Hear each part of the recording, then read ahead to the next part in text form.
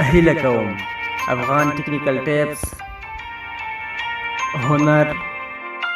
چینلونه در سره حتما سبسکرایب کړئ او ترڅنګ یې دغه د بیل نښان وهئ او آل انتخاب کړئ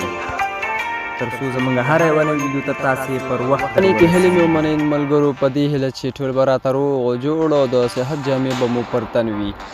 ملګرو یو ځل بیا زه احمد زیار د افغان ټیکنیکل ټیپس یوټیوب چینل له طرفه ستاسې په درنه حضور کې له یوې خوندورې ویډیو سره حاضر شوی یم په دې هیله چې ویډیو را سره تر پایه وګورئ او ګټه ترې واخلئ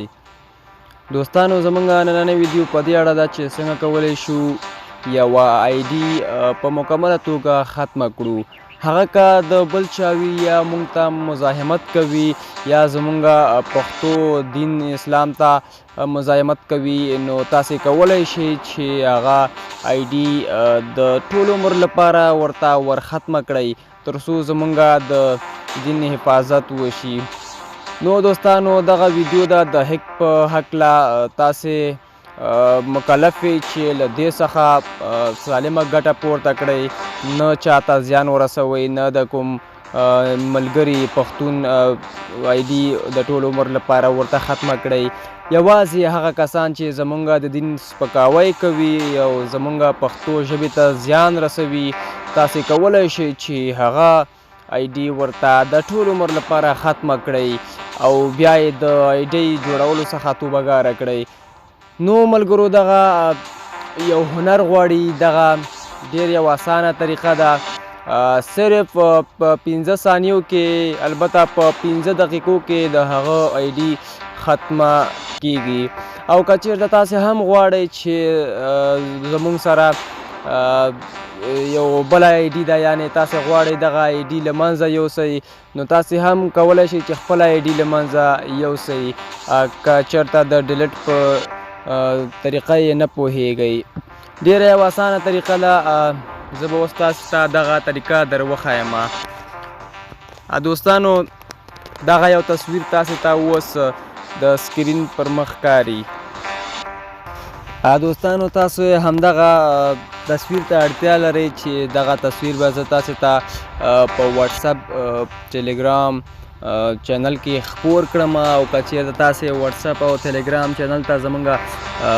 لاسرسی نه لرئ اوس مهال تاسې زموږ فعاله شماره د واتساپ د سکرین پر مخ ګورئ دغه نمبر ته میسج وکړئ یا زه تاسې ته خپله آی ډي درښایم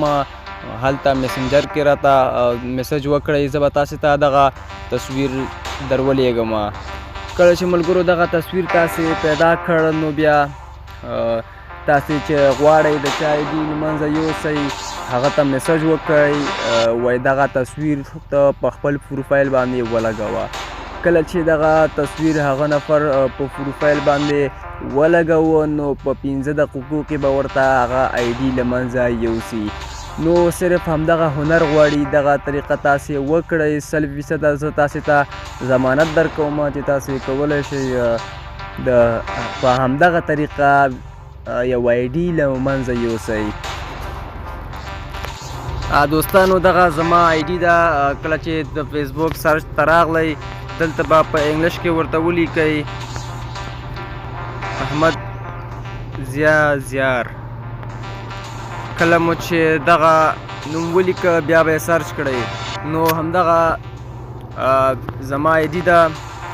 فلحال مې ملګري پوره دي تاسې کولی شئ چې ما در سره فالو کړئ او میسج وکړئ تر څو زه تاسې ته دغه تصویر در ولېږم